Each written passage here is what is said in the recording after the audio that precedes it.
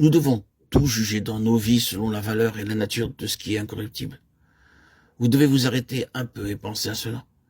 Tout ce qui constitue ma vie doit être comparé à l'étalon de ce qui est incorruptible, c'est-à-dire de ce qui peut supporter la gloire. Que restera-t-il de tout cela après avoir été testé? Combien de tout ce qui aura caractérisé ma vie subsistera quand je quitterai ce monde, quand tout ce qui est d'ici-bas s'en ira?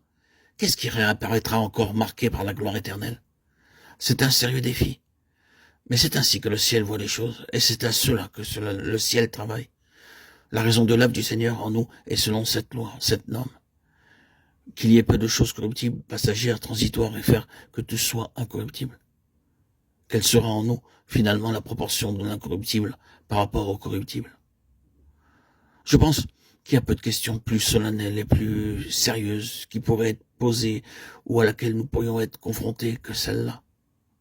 Oh, combien peu nous voyons les caractéristiques de la vie dans ce qui nous préoccupe, dans ce que nous faisons, dans tout ce que nous accumulons, et combien de tout cela parviendra au terme sans que rien ne subsiste et ne réapparaisse.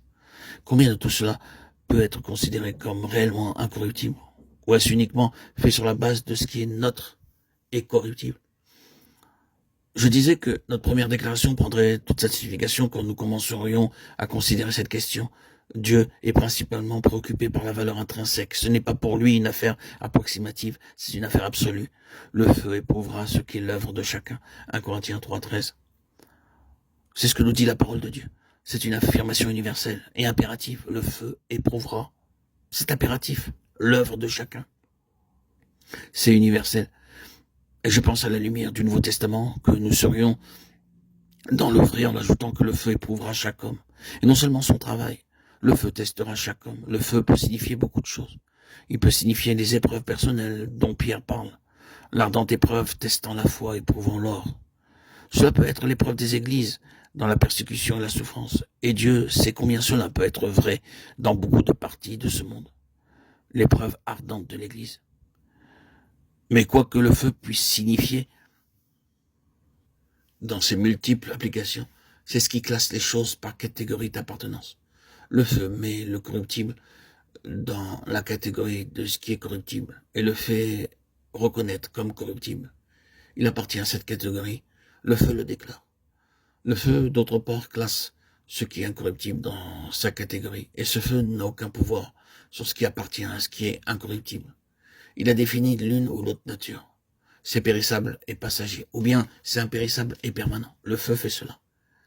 Ne nous mettons pas à y penser simplement objectivement. Est-ce que vous êtes dans le feu maintenant? Est-ce que le feu est à l'œuvre dans votre vie maintenant? Le test ardent de l'épreuve, combien d'expressions pourraient définir le travail de ce feu en nous? Oui, c'est une brûlure dans notre expérience.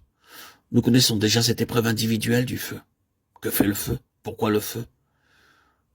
Il fait une seule chose, remettre les choses à leur vraie place pour ne plus nous faire penser légèrement à ce qui est corruptible et à faire de la place pour ce qui est incorruptible, afin que ce qui est incorruptible transcende notre norme des valeurs. Le feu testera chaque homme et le travail de chaque homme.